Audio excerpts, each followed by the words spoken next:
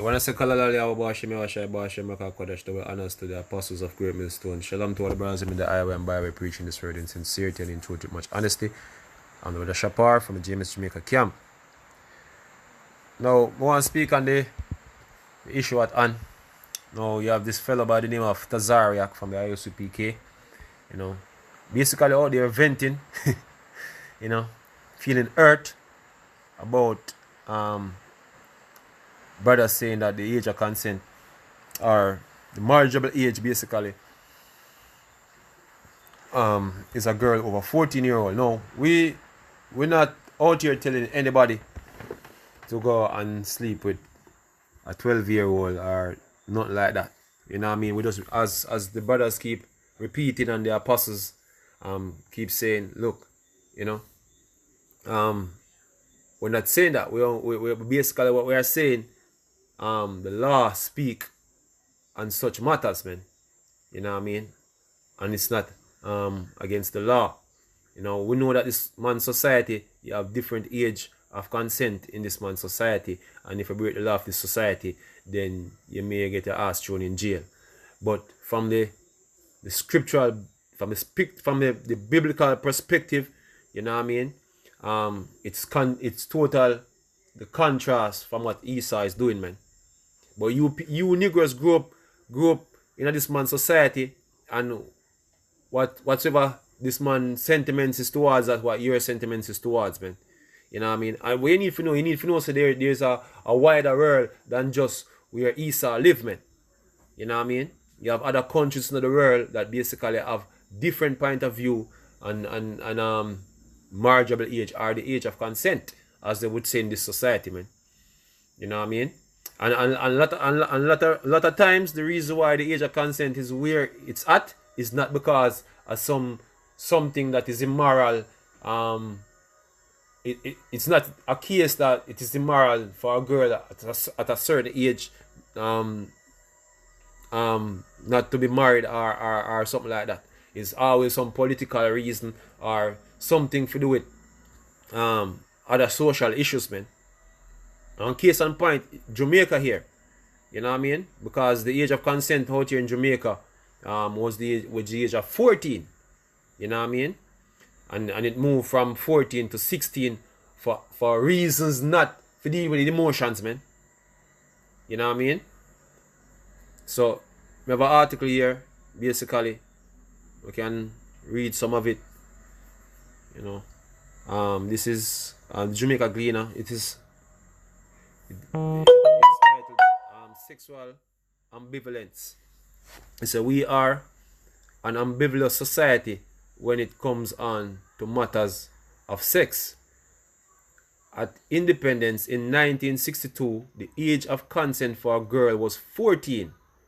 See? What Jamaican society was saying at independence was that it was legal and allowable and quite acceptable for a grade 9 girl, which is a 14-year-old, to agree to have sexual intercourse with a man of any age. Let me read it again. Of any age, but not my daughter. So this man now, we basically are the editor, which is Peter Esputer, my name, seeing him basically come off of the emotional side. Him say, but not his daughter. Oh boy, yeah, well westernized. And that's just like the rest of you niggers, man, well westernized. But laws never generally get passed because of people's emotions, man. You know what I mean? Seeing it always have to do with something political or something economical whatsoever or something of the sort, man. You know what I mean? It nothing have to do with people's emotion. And Jamaica never pass these laws based off of nobody emotions, man. See, one of the reasons why they move it from 14 to 16. It said, these were the days before the family planning campaign. So this is going to the point now. It was all about the amount of children being born, man. You know what I mean? Teenage pregnancy. That's what the whole thing was about. You know what I mean? And the fact that I can go further before me even just read it and done. See? And we know where the family planning thing come from. The so-called white man through Louis Sanger. You know what I mean? Planned Parenthood and all the madness. You know? See, because all of this age of consent thing where people move in the age of consent all the way up in the year, I don't know how far them can go, is all because of the so-called white man and him sinister plans with him have, man. You know? It's all about him sinister plans. But anyway, and so it is reasonable to conclude that the social planners before independence intend 14-year-old girls to begin to produce babies, which they can, you know. Remember also that in 1962, school careers of the vast majority of Jamaican boys and girls of low class ended at 14-year-old, seen after grade 9 in the elementary and all-age school. 25 years later, the school careers of the vast majority of Jamaicans ended after grade 11 in secondary high school, and in 1988 the House of Parliament raised the age of consent for girls from 14 to 16, and so it remained today. So the reason why they raise it is because the school thing extend now, so they don't need girls if you drop out of school now I get pregnant at 14. That is the reason why. And for cut down the amount of pitney I get born. You know what I mean? That is the reason why. Nothing for do with no emotional, nothing. You know what I mean? We can say this because right now, present time, the age of consent at Japan at 13. Yeah, and that me are going on. Basically, I'm going on the fact that look, man, you have different age of consent across the world, man. You know what I mean? And look, even Nigeria, which part, the west coast of Africa, where our people come from, you know, come over here in a bondage, man. Seeing even over there in Nigeria, seeing the age of consent, basically, at some places is 11, man. 11-year-old, man. Sit here, it's the age. This is age of consent by countries to 2020. This is this year. It's a let me read a part here. It's a age of consent laws vary consider around the world, although the majority of countries require young people to be over the age of 14. You know, 14 is like the because, you know, somebody ignorant might say, oh, Nigeria one third world country and that kind of thing. But in Europe and other places, man. In Germany right now, 2020, the age of consent of 14. Yeah. In Germany. You know what I mean? Seeing, hey, me personally, me like them ripe. You know what I mean? I don't know about some other man. So my girl have it basically well full out and everything. You know what I mean? So when I advocate hiding behind the system back and go there with no small girl. You know what I mean? Me personally, I want them big, you know. But anyway, we just showing that look, man, the world does not revolve around what the so-called white man or America says, man. Yeah. We continue. It says of countries with lower age of consent, Nigeria has the lowest as just 11. This is followed by Angola and the Philippines at 12. You know what I mean? And if we go further, it's Japan have 13. 13-year-old. See? So you have these places across the world who don't look upon it that way, but guess what? The so-called white man have an agenda. And his agenda now is to push homosexuality in the background.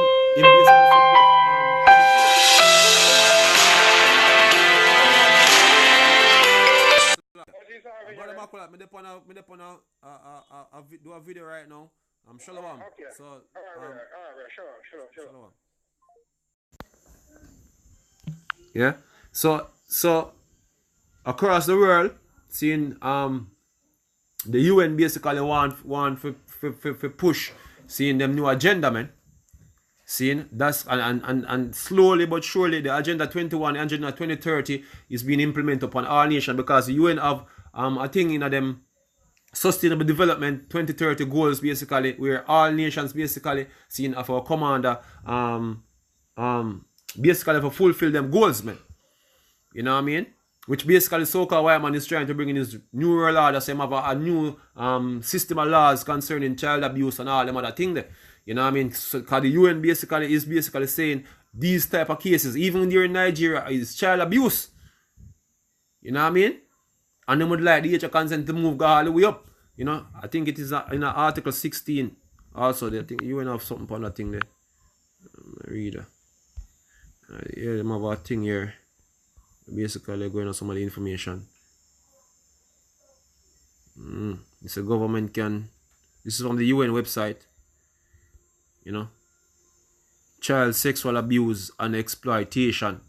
UN event shed light on the unthinkable. I'm not gonna read the whole of this thing, but this is the so-called white man pushing his agenda. Let me just bring out the part here. It said target. This is the United Nations Agenda 2030 target, man.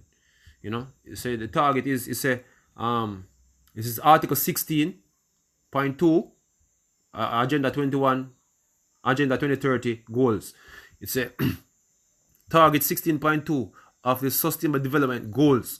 You see, SDGs calls on all countries to end abuse, exploitation, trafficking, and all forms of violence against and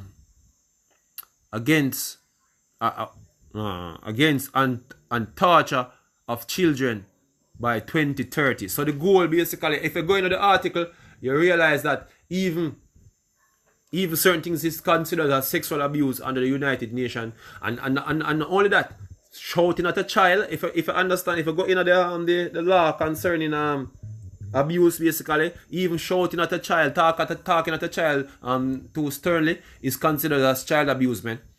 You know what I mean? You can't spank a child, and all these things basically is against the scripture, because the scripture say, spearing at the rod and spoil the child. But according to the so-called white man, you're not supposed to even talk too loud to them.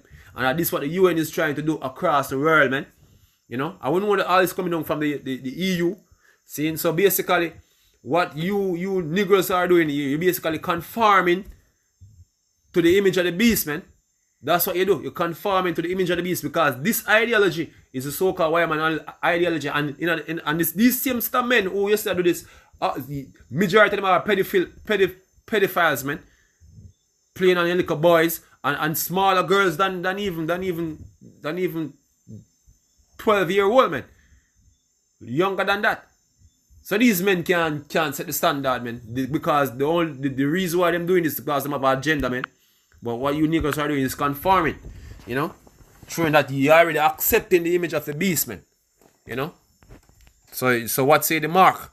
You know, you're agreeing with the so-called white man and his way. That's what you're doing. This is Romans 12:2. It says, and be ye not conformed to this world, but be ye transformed by the renewing of your mind, because a lot of your minds are westernized, man. Seeing? What Western people see wrong, that's what you see wrong. You know what I mean? What them see right, that's what you see right. You know what I mean? Setting good for evil and evil for good. That's what you niggas are doing, man. You know what I mean? You're sympathizing with their way and not according to the old way. The old part. The scripture says seek for the old part, man. You know what I mean?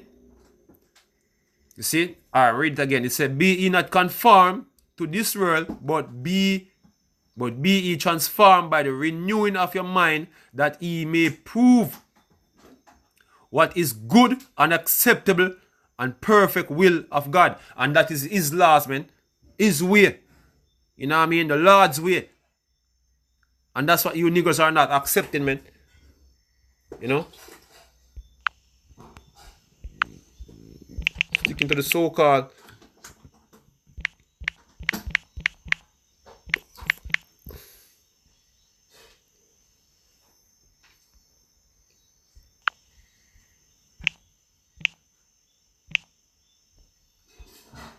this is Jeremiah 6:16. It said, "Thus saith the Lord, stand ye in the way, and see, and ask for the old path." Old paths. Seeing? Where is the good way? And walk therein, and ye shall find rest for your souls.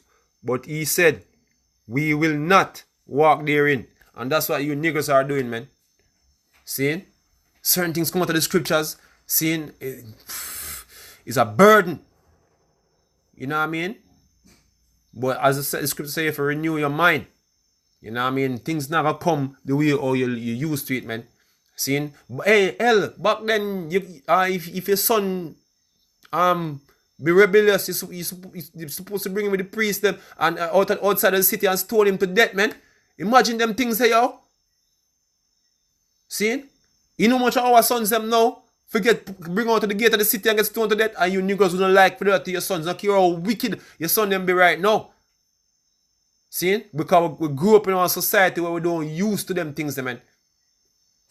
See? You have to visualize the things them pertaining to the law in the scriptures, man. You know what I mean? Niggas become soft, man. Soft. Way too soft, man. Hey, look. Man, they come soft, man. Soft. You know?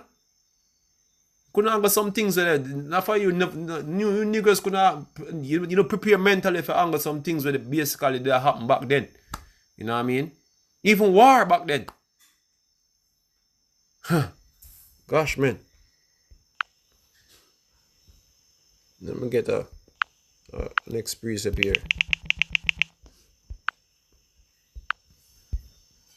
Because you niggas basically conforming, man. And that's what you're doing. You're worshipping the image now, man. That's what you're doing, man. Worshipping the image.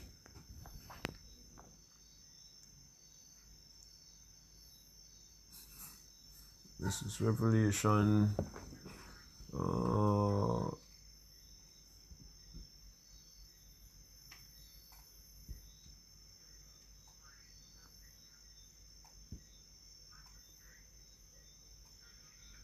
One second there.